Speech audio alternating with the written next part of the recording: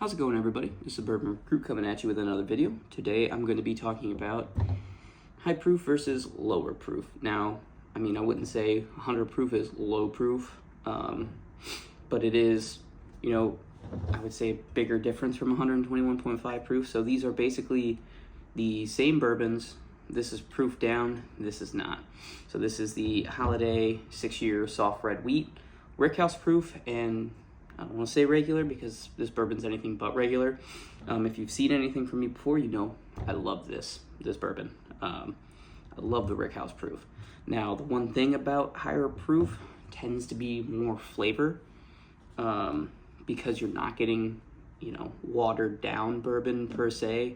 Now, basically, what they do is they barrel it at a certain proof, and then they proof it down by cutting it with water until it reaches the desired proof.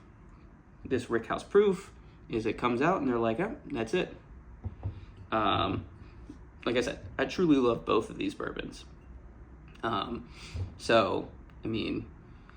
would do this as a blind, but I'm gonna be able to tell the difference as most people would be able to tell the difference between 121.5 proof and 100 proof.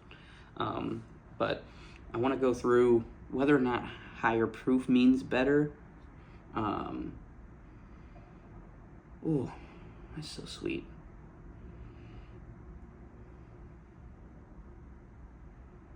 That's fantastic on the nose. Just wow.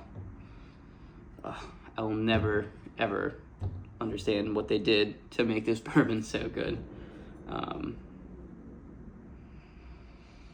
Yeah, you just get so much more of that on the nose. You do get a little bit of that, because it's a higher proof, but you definitely smell a lot more of that red fruit, that dried fruit, the wheat. Everything you want from a wheater, this is what you smell. All right.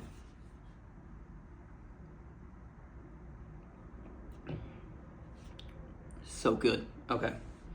I won't go and bore you with the notes because I've gone through them before, but that is exactly what you want a wheated bourbon to taste like. That is just fantastic. And, for me, when I got this, I was like, how could you top this? This is great.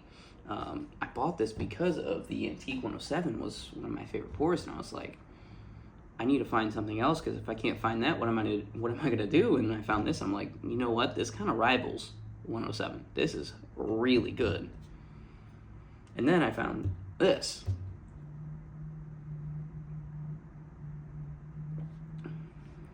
And just wow. You get more complexity on the flavors. The palate is just so much more expansive. In terms of like how much flavor you're getting. Now, that's not to detract anything from this, because I'm still going to have this on my shelf forever. Like, when this bottle goes to a certain point, I'm buying another one. And I feel the same way about this one as well. Once this gets low, I'm gonna buy another one. I want these on my shelf. I want my friends to try them. I want everybody, regardless of whether or not they're bourbon people, whiskey people, to try them and see what they think, because I think they're going to like them as well. This is a sweeter bourbon. This is a delicious bourbon. Now, when it comes to, higher proof, lower proof, I do lean towards higher proof, and that's not taking away anything from lower proof. One of my favorite bourbons is Eagle Rare, and that's 90 proof.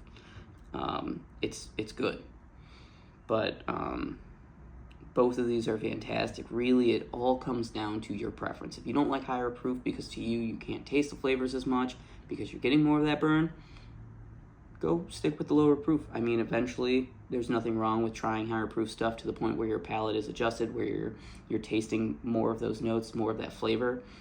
But really, bourbon is made to, be drank how you enjoy it. And if you enjoy a low proof, that's fine. If you don't, that's also fine. I'm just gonna say these are both fantastic, but take that how you will. So until next time, Cheers.